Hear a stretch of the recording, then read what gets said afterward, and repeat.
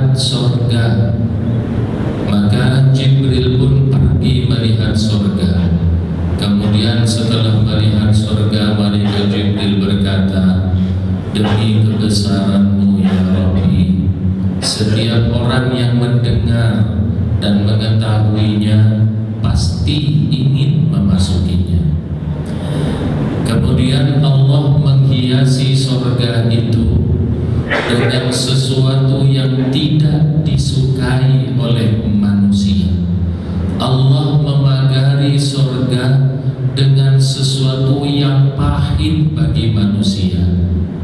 Kemudian Allah berkata lagi kepada malaikat Jibril, Jibril sekarang pergi lihat sorga. Kemudian Jibril pun pergi melihat sorga. Lalu malaikat Jibril berkata, demi kebesaran-Mu ya Rabbi, aku takut tak seorang pun yang dapat memasukinya. Begitupun ketika Allah menciptakan neraka, Allah berkata kepada malaikat Jibril, Jibril pergi lihat neraka. Maka Jibril pun pergi melihat neraka. Kemudian Jibril berkata, demi kebesaran-Mu ya Rabbi, setiap orang yang mendengar dan mengetahuinya pasti tidak ingin memasukinya. Kemudian Allah menghiasi neraka dengan sesuatu yang disukai, dicintai oleh manusia. Allah memagari neraka dengan sesuatu yang menggiurkan bagi manusia. Kemudian Allah berkata kepada malaikat Jibril, Jibril sekarang pergi lihat neraka. Kemudian Jibril pun pergi melihat neraka. Lalu malaikat Jibril berkata, demi kebesaran-Mu ya Rabbi, aku takut tak seorang pun yang selamat dari neraka. Sebuah ilustrasi ini rasanya tepat jika mengartikan sebuah hadis yang konon katanya Rasulullah pernah bersabda. Kata beliau, hujibatin naru bisyahawat wa hujibatil jannatu bil makari. Bahwasannya neraka dipagari, dihiasi dengan sesuatu yang menyenangkan bagi manusia. Sebaliknya, surga dihiasi dengan sesuatu yang dibenci oleh manusia. Ternyata jalan menuju ke surga adalah jalan yang penuh onak dan duri, jalan yang mendaki, membutuhkan karakter yang khusus untuk mendaki menuju jalan surga ini. Sebaliknya, jalan menuju ke neraka adalah jalan yang lapang, jalan yang lurus, jalan yang bertaburkan bunga, aroma mewangi di mana-mana. Dan ini yang membuat malaikat Jibril khawatir serta takut. Jamaah yang dimuliakan oleh Allah, ternyata kekhawatiran malaikat Jibril ini benar-benar terjadi di zaman kita saat sekarang ini. Saat sekarang ini, jangankan orang-orang yang di luar Islam, yang memang mereka tidak mempunyai rim yang pakem, undang-undang yang pasti dalam takbir menggambarkan, membuat deskripsi tentang apa bahagia itu. Di dalam Islam sendiri, banyak di antara kita yang terhanyut dan tenggelam ke dalam hiasan-hiasan neraka itu.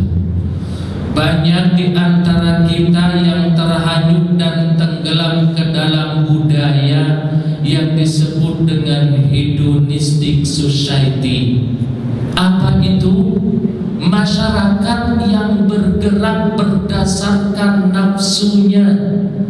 Apa yang menurut nafsunya enak, lezat, diburunya, dikejarnya. Tak peduli harus mengorbankan dirinya, tak peduli harus mengorbankan harga dirinya. tak peduli harus pun hina, yang penting menurut takaran nafsunya enak, lezat, nikmat dilakukan. Sebaliknya apa yang menurut hawa nafsunya berat, pahit, tidak enak, ditinggalkannya, walaupun sebetulnya disitulah letak amal kebajikan. Inilah yang disebut dengan istilah hedonistic society. Manusia yang bergerak hanya diukur dengan materinya. Jika budaya seperti ini terus lestari dan berlanjut di kalangan umat muslim sendiri, maka ini akan bermuara kepada budaya yang disebut dengan liberal society. Masyarakat yang liberal, yang bebas berbuat, bebas mengejar, bebas menikmati, bebas tanpa aturan. Jika ini terus berlanjut dan menjadi budaya di antara umat muslim, maka yang akan muncul karakter adalah karakter pelisar prinsip serba dapat. Dan yang akan tertanam di dalam hati sanubari adalah prinsip permisivisme, prinsip serba boleh, serba dapat, serba enak, yang penting gua dapat, masalah hak orang urusan yang keberapa. Kalau orang sudah tenggelam ke dalam budaya hedonisme ini, maka masalah hukum syara, halal, haram, hak, batil, ini benar, ini salah, ini soleh, ini toleh, tak menjadi ukuran. Karena tatkala orang sudah terhanyut ke dalam budaya hedonisme, maka nafsunya lah yang menjadi tolak ukurannya. Maka nafsunya lah yang menjadi Tuhannya, nafsunya lah yang hanya disembah dan diturutinya. Dan budaya yang seperti ini menuhankan hawa nafsu ini betul-betul telah Allah tegur dengan tegas. Terdapat di dalam satu ayat di dalam surat Al-Jasiyah, Allah menegaskan, afara'aita man ittakhadha ilahahu hawa wa adallahu Allahu ala ilmin wa khatama ala sam'ihi wa qalbihi wa ja'ala ala basarihi syawah faman yahdihi min ba'dillah afala tadhakkarun. Bahasa Indonesianya, apakah kalian tidak memperhatikan bagaimana orang yang membuat hawa nafsunya itu sebagai Tuhannya, nafsunya itu hanya sebagai sesembahannya, diturutinya sebagai Tuhannya dalam bertindak, berucap, berperilaku, tolak ukurnya adalah hawa nafsunya. Bagaimana nasib orang yang seperti ini, yang menuhankan hawa nafsunya? Di dalam surat Al-Jasiyah ini ditegaskan, afara'aita man ittakhadha ilahahu hawa wa adallahu Allahu ala ilmin. Jika nafsunya yang menjadi Tuhannya, maka Allah akan membiarkan dia tersesat ala ilmin, berdasarkan pengetahuannya. Tatkala bicara sesat, maka konotasinya bukan orang yang tak terpelajar, orang kampung yang tak bertitel, bukan. Tetapi tatkala membicarakan orang tersesat, masuk terhadap kaum profesionalisme, titelnya yang banyak, mesantren yang lama, 10-20 tahun mesantren, setelah balik ke rumahnya, ke komunitasnya, ke desanya, ke keluarganya, hawa nafsunya yang disembah. Ini juga orang yang tersesat. Maka tatkala orang menjadikan nafsunya ini sebagai Tuhannya, Allah akan membiarkan dia tersesat walaupun dia banyak ilmunya. Maka jika sudah tersesat, Allah menutup telinganya, Allah menutup hatinya, dan Allah juga palang yang pekat, yang kuat, tembok yang kuat di hadapan matanya, dan dia tidak mendapatkan petunjuk. Faman yahdihi min ba'dillah, maka siapa yang dapat menunjukkan dia selain Allah? Afala tadhakkarun, mengapa kalian tidak berpikir? Jadi sangat jelas di dalam surat Al-Jathiyah ini, betul-betul orang yang tersesat itu betul-betul gelap gulita. Dia betul punya telinga tapi tidak mampu mendengar. Dia betul mempunyai mata tapi tidak mampu melihat yang benar. Dia betul mempunyai hati tetapi tumpul tak dapat merasa dan tidak peka terhadap di sekelilingnya. Dan orang yang sesat seperti ini, maka jaminannya nanti, rumahnya nanti, endingnya, muaranya adalah nerakanya Allah Subhanahu wa ta'ala. Di dalam surat Al-An'am Allah menegaskan, walaqad dzara'na li jahannama katsiran minal jin wal ins lahum qulubun la yafqahuna biha. Sungguh neraka jahanam ini akan dipenuhi penduduknya dari jin dan manusia. Manusia yang mempunyai telinga tetapi tidak bisa mendengar nasihat, tidak mendengarkan nasihat yang benar. Manusia yang mempunyai mata tetapi tidak mampu melihat yang benar. Manusia yang mempunyai hati tapi tidak digunakannya untuk berpikir, memilah dan memilih mana yang hak, mana yang batil. Karena apa? Karena sudah terbelenggu dengan Tuhannya, yaitu hawa nafsunya.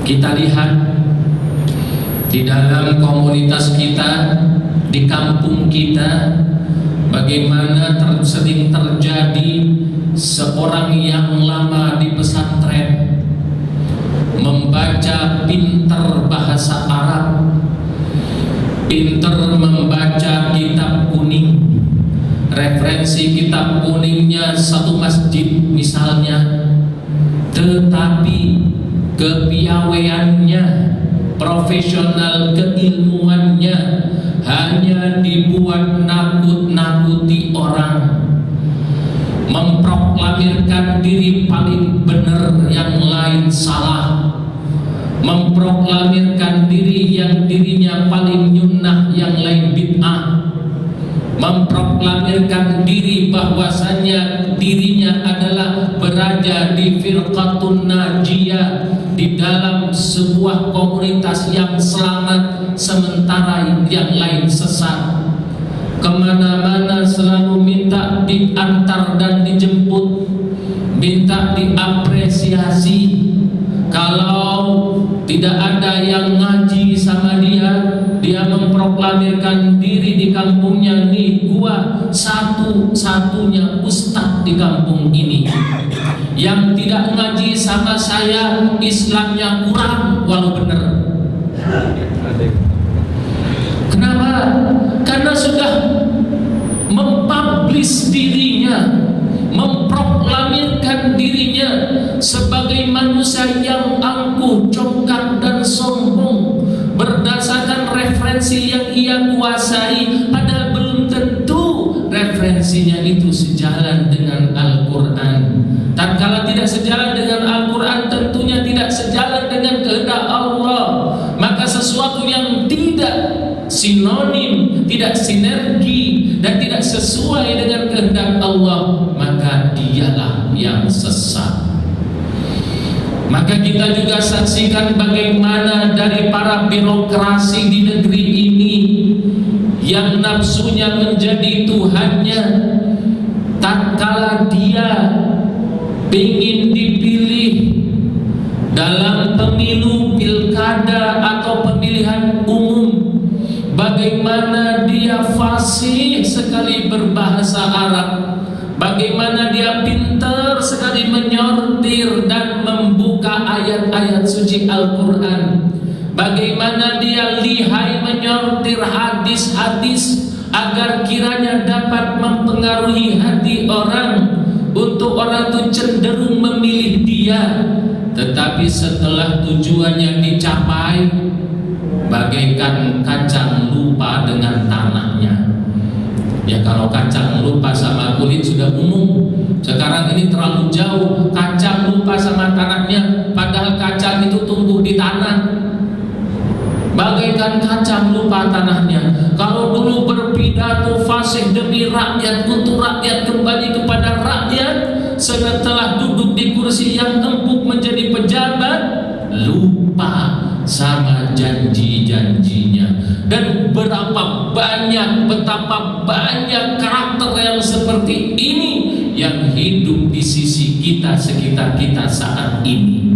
Bagaimana sang birokrasi, para pejabat, baik yang legislator ataupun yang eksekutif, tatkala menjabat sebagai pejabat, merengkuh keinginannya, meraih jabatan yang ia ingin, lupa tentang janji-janji, lupa tentang kampanyenya Tempo dulu yang mengobral hadis, yang mengobral ayat suci Al-Quran. Kenapa terjadi seperti ini? Karena nafsunya Tuhannya. Maka kita dengar berapa banyak para pejabat yang mengkoleksi rumah-rumah mewah. Berapa banyak pejabat yang membeli tanah puluhan hektar dijadikan kebun binatang privat, kebun binatang pribadi.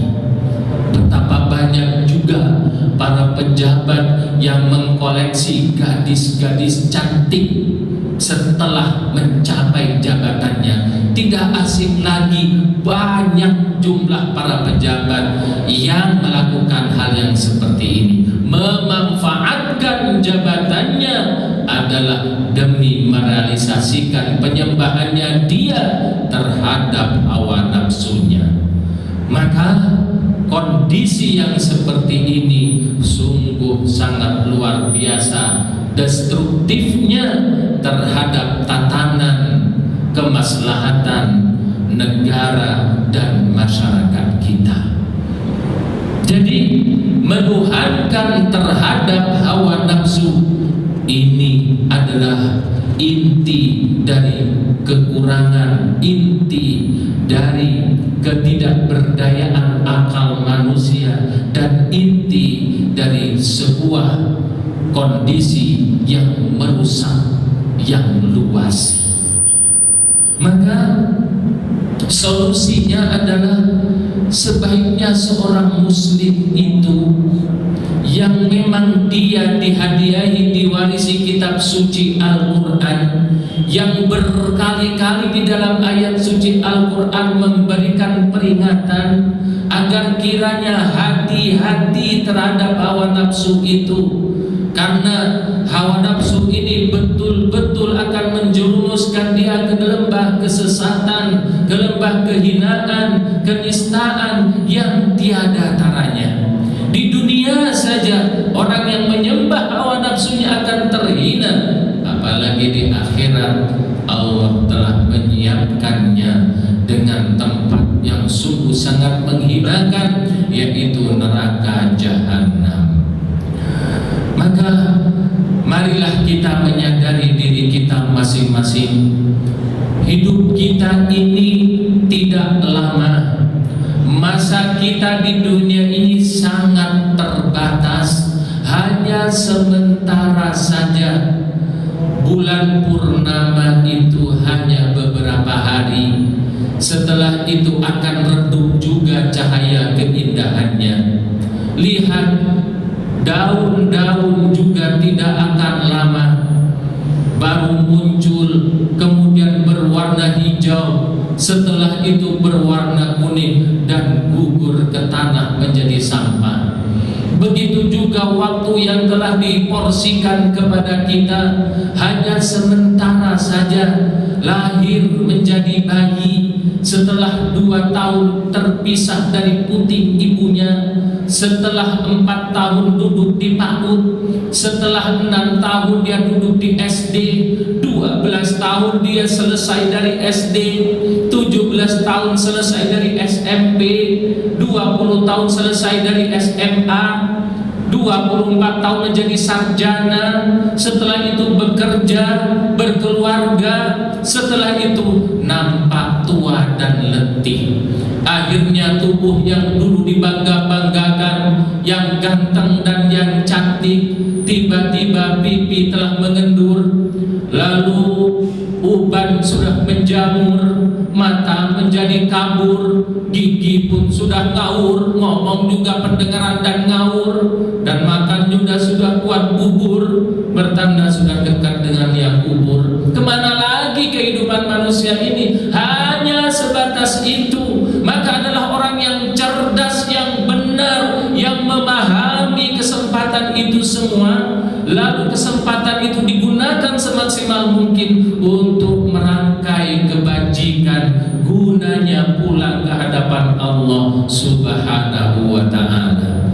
Cuman permasalahannya, kita kadang-kala baru sadar kalau potensi itu sendiri sudah hilang dari hadapan kita.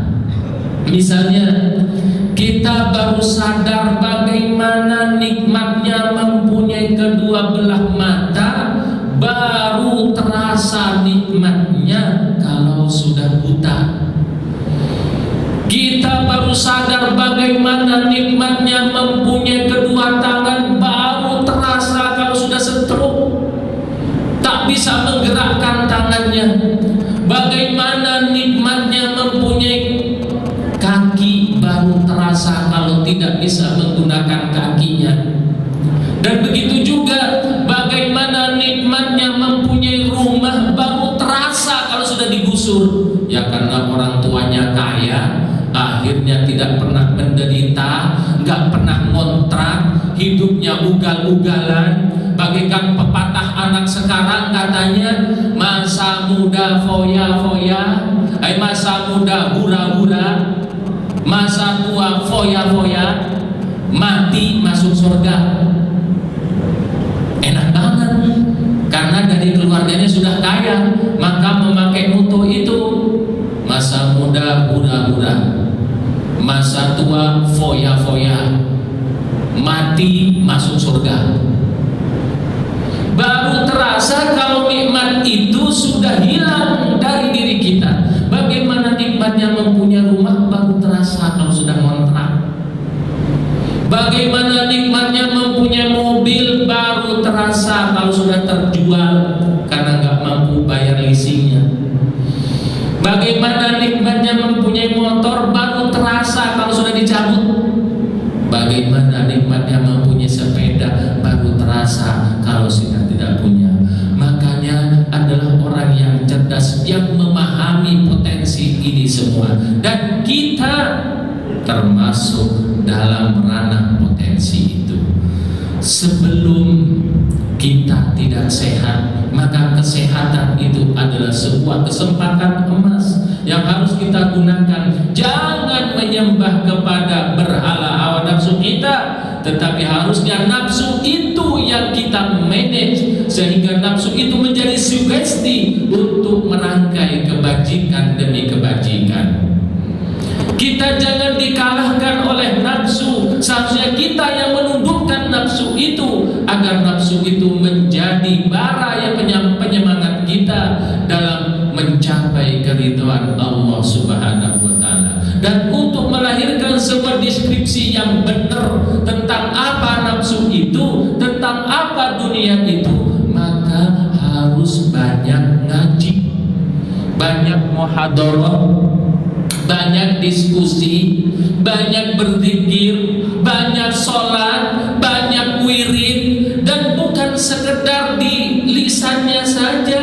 Tatkala berwirid, tatkala mengaji Al-Quran, bukan sekedar dibaca saja, tetapi difahami. Begitupun tatkala berwirid, bukan sekedar mulutnya saja, tetapi harusnya diinsafi, diselami maknanya.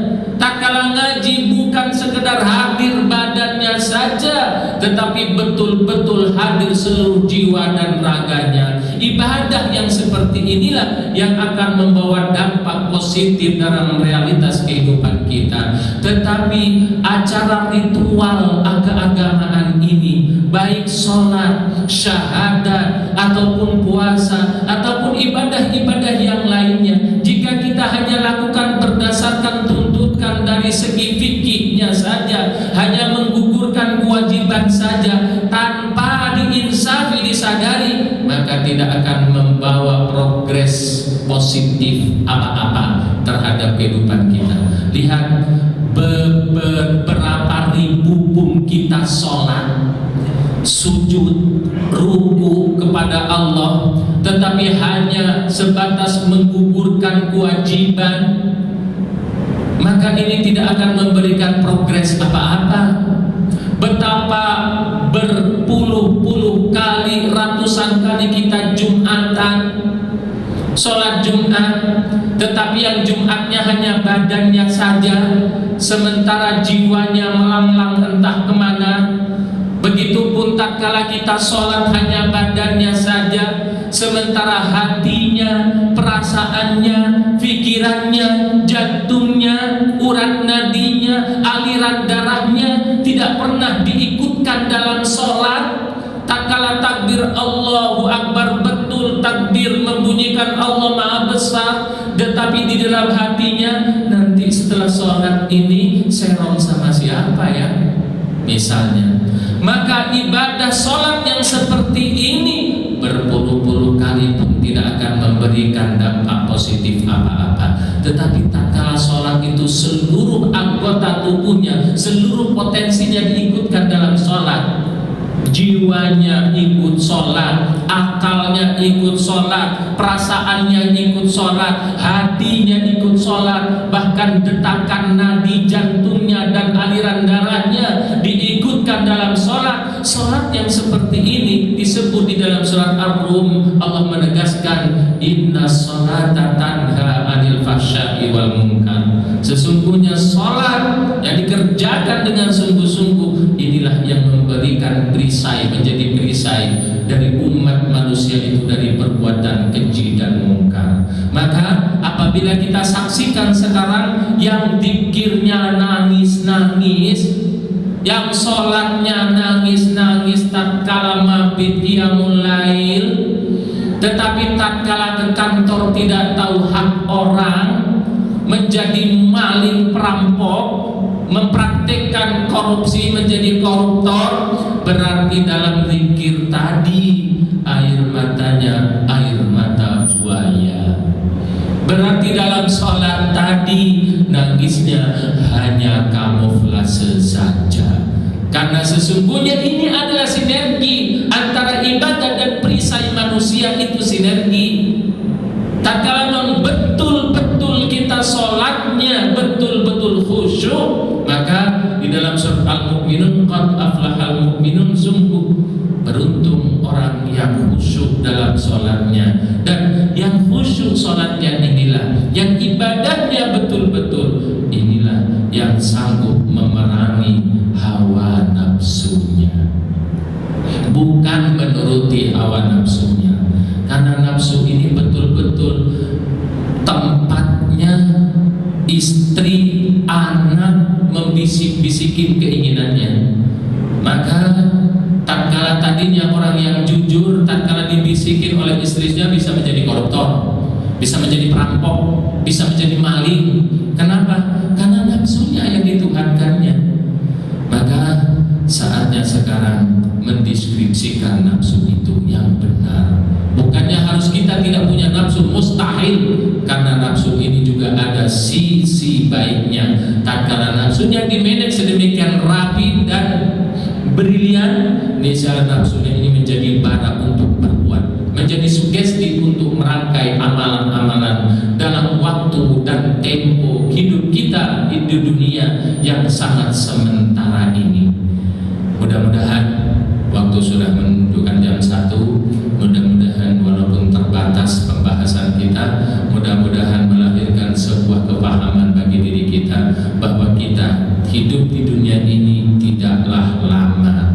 Kesempatan selagi masa sehat ini itu adalah peluang Mari jadikan nafsu itu sebagai sugesti dalam kita berbuat, dan tujuannya adalah untuk menghambakan diri kepada Allah, mengharap keridhaan Allah, bukan mengharap keridhaan dari nafsu kita. Karena nafsu kita bisa digunakan oleh orang-orang sekeliling kita untuk menggelincirkan kita, dan kita akan terjerembab ke dalam hiasan-hiasan neraka tadi. Orang yang cerdas tentu hiasan neraka ini dijadikan sebuah referensi untuk melaju menuju surga dan keridhaan Allah Subhanahu wa taala. Hadanallahu wa iyyakum. Subhanakallahumma bihamdika asyhadu an la